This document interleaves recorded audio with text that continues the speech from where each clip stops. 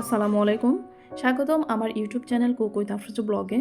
আজকে এমন একটা ভর্তা রেসিপি আপনাদের সঙ্গে শেয়ার করব, যেটা সেহরিতে খাওয়ার জন্য একদম পারফেক্ট। এতটাই মজা হয়, যারা সেহরিতে কিছুই খেতে পারেন না তারা এই ভর্তাটা দিয়ে ভাত খাবেন, দেখবেন অনায়াসে এক প্লেট ভাত খেয়ে ফেলতে পারবেন। এই ভর্তাটা করার জন্য এখানে আমি নিয়েছি মিষ্টি কুমড়োর খোসা। আমি ভালো করে ধুয়ে নিয়েছি।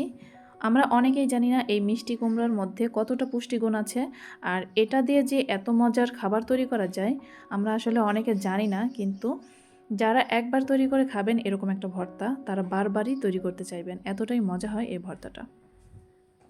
এই মিষ্টি কুমড়োর খোসা দিয়ে আজকে যে ভর্তাটা বানাবো, এরকম একটা ভর্তা যদি সেহরিতে বা যে কোনো সময় গরম ভাতের সঙ্গে থাকে, তাহলে কিন্তু অনায়াসে এক প্লেট ভাত খুব মজা করে খেয়ে নিতে পারবেন। এই ভর্তাটা করার জন্য আমি মিষ্টি কুমড়োর খোসা ভালো করে ধুয়ে ছোট ছোট করে কেটে নিয়েছি, আর নিচ্ছি কিছু পেঁয়াজ কিউব করে কেটে নিচ্ছি।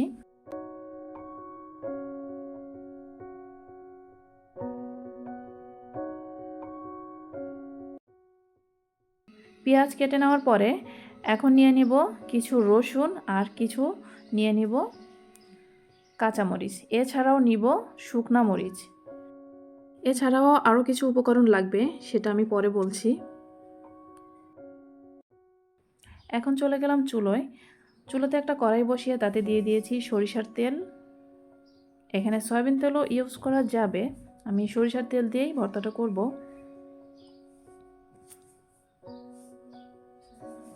তেল কিছুটা গরম হয়ে আসলে প্রথমেই দিয়ে দিচ্ছি কাঁচামরিচগুলো। কাঁচামরিচ একটু মাঝখান দিয়ে ভেঙে দিয়েছি যেন গরম তেলে এদিক ওদিক ছিটে না যায়। এখন দিয়ে দিচ্ছি পেঁয়াজ এবং রসুন, কিছুটা লালচে করে ভেজে নিব।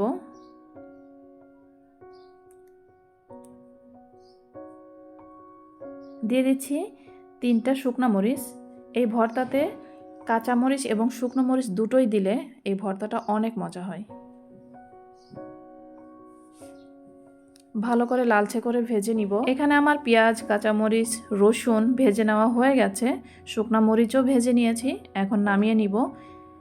এই একই কড়াইতে যে তেল অবশিষ্ট ছিল সেই তেলের মধ্যে দিয়ে দিলাম 1 টেবিল চামচ পরিমাণ কালো জিরা। কালো জিরা কিছু সময় ভেজে নিয়ে এর মধ্যে দিয়ে দেব মিষ্টি কুমড়োর খোসা।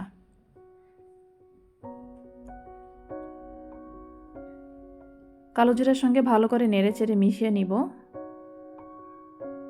এখন এর মধ্যে দিয়ে দিব সামান্য পরিমাণ লবণ।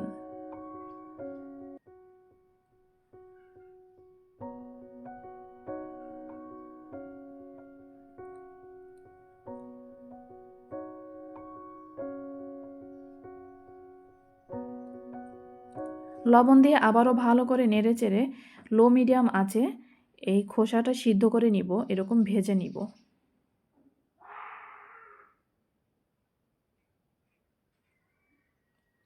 মিষ্টি কুমড়ার খোসা অনেকে আমরা ফেলে দেই, কিন্তু একবার মিষ্টি কুমড়ার খোসা দিয়ে এরকম একটা ভর্তা তৈরি করে দেখতে পারেন, কতটা মজা হয়। এছাড়াও মিষ্টি কুমড়ার খোসাতে প্রচুর পরিমাণে পুষ্টিগুণ বিদ্যমান, যেটা জানলে কখনোই এই মিষ্টি কুমড়ার খোসা ফেলবেন না। মিষ্টি কুমড়োর এই খোসাতে প্রচুর পরিমাণে ভিটামিন এ আছে, যেটা চোখের জন্য অনেক ভালো।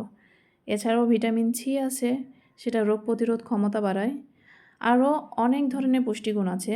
এছাড়াও অ্যান্টিঅক্সিডেন্ট প্রচুর পরিমাণে আছে এই মিষ্টি কুমড়োর খোসাতে। মিষ্টি কুমড়োর খোসা সিদ্ধ হয়ে আসলে এর মধ্যে দিয়ে দিচ্ছি ধনিয়া পাতা কুচি।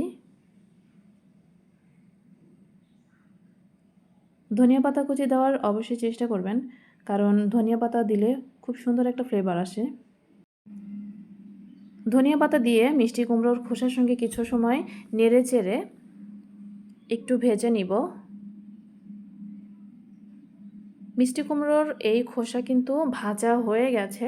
এখন আমি এটা ভর্তা করে নিব, আর আজকে ভর্তা করব শিলপাটায়। শিলপাটায় যে কোনো ভর্তা করলেই অনেক মজা হয় সেই ভর্তাটা।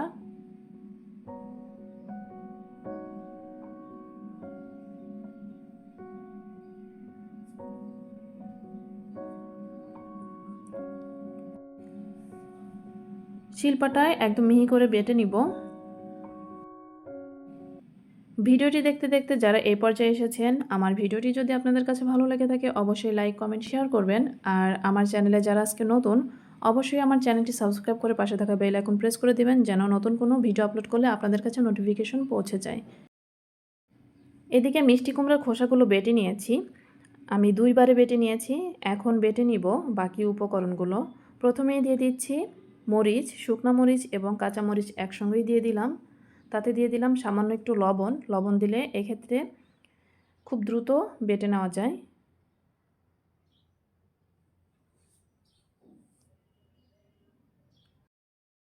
এখন ভেজে রাখা পেঁয়াজ এবং রসুনও বেটে নিব।